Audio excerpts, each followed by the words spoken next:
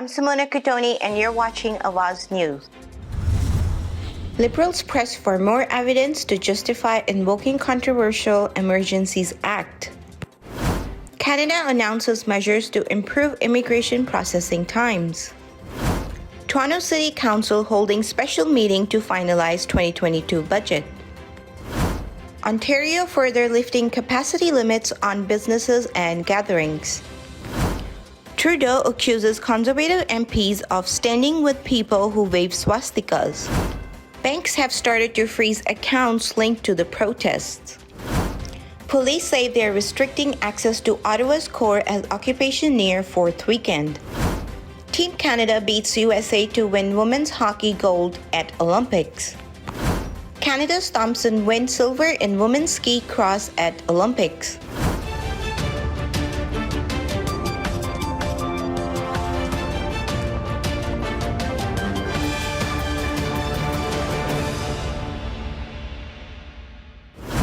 On Monday, the federal government invoked the legislation for the first time since its passage in 1988.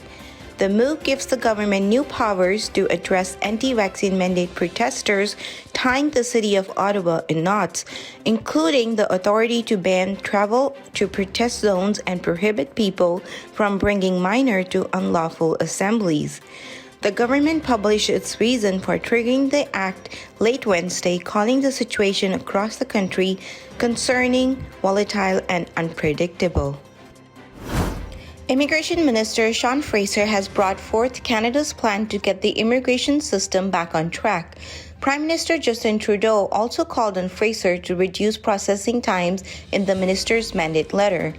Fraser is now saying that the budget will allow Canada to return to processing service standards for study permits, work permits, and permanent resident card renewals by the end of the year.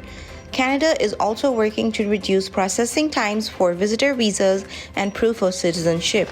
Change that's going to clear some certain bottlenecks, and we're advancing the digital modernization of the system that will make a major difference in the long term as well.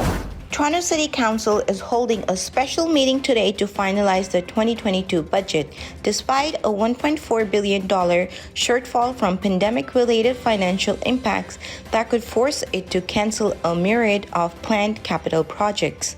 Municipalities are prevented from running deficit in Ontario, so in order to balance its book, the city is counting on the federal and provincial governments stepping up with emergency funding to offset losses related to the pandemic for second year in a row.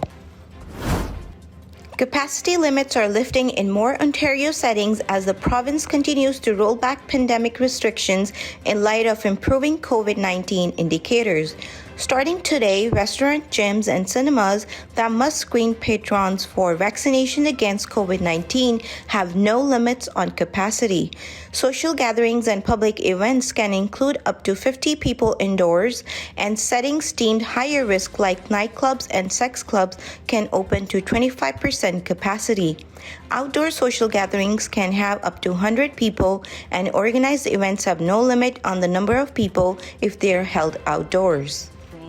On March the 1st, we're just going to open things up, and thank God, and I'm no secret that, with these passports, vax passports, I wasn't sold on them, but went along and we did what we had to do because the doctor said we need to do this. So it's given the police the tools that they need to move the occupiers on. It's easy for us to sit here in Toronto and in Hamilton and around the GTA.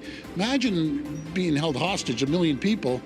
They can't go downtown. They can't even go to the mall downtown to go shopping.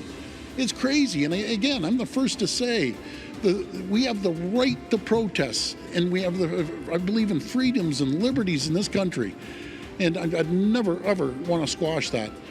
But when you're holding up the economy and you're costing $700 million, and that's just short term. Long term, some companies just say, that's it, we're out of here, we're gone. You never get them back. Well, all the three levels of police forces are working together, Colin. It's the municipal and provincial and federal. And I can't, obviously everyone knows I don't direct the police. I'm not allowed to direct them, and I have no need to. We have just phenomenal police police officers, and hopefully they're going to move them on as quickly as possible. But I just ask the protesters, guys, we're moving out of this. Why? Why cause pain? The ironic thing is, Colin, they're saying the freedoms, we're giving them freedoms, but they're hurting more people than the pandemic could ever hurt. Hundreds of thousands of jobs, millions of families. You know, as simple as even the food processing companies can't get certain ingredients, certain widgets can't get across the border. And then there's just hardworking people that just don't believe in it. And that's their choice. This is about, again, a democracy. Jewish MP called Trudeau's comment unbecoming as a prime minister.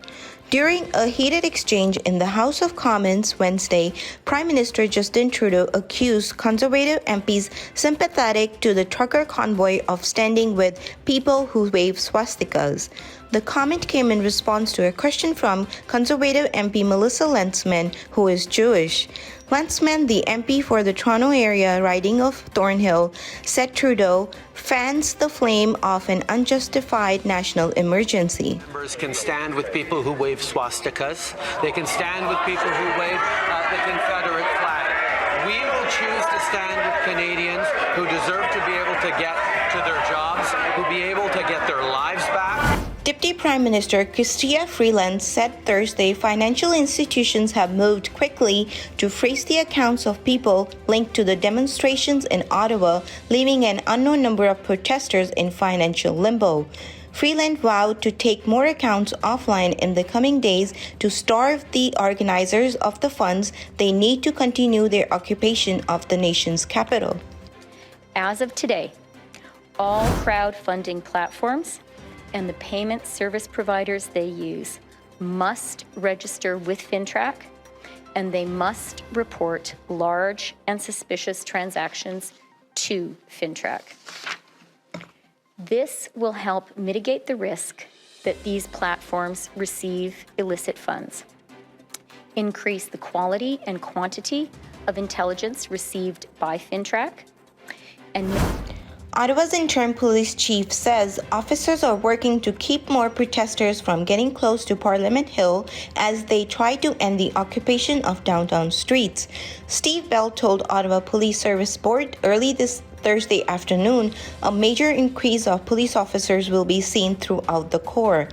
Only those with lawful reasons to enter the Corps, such as residents, businesses, and others with lawful reason, will be allowed in the area. Ottawa police tweeted around the same time as his remarks. The unlawful protesters must leave the area and will not be provided access.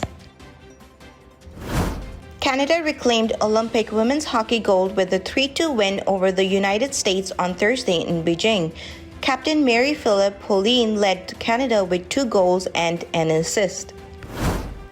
Canada's Mariel Thompson has won the silver medal in women's ski cross at Beijing Olympic after finishing second in a drama-filled final. Thompson from Whistler, BC made a late push in the big final to finish behind Sweden's Sandra, who led the race from wire to wire. Thank you for watching Awaz News and stay tuned for more updates.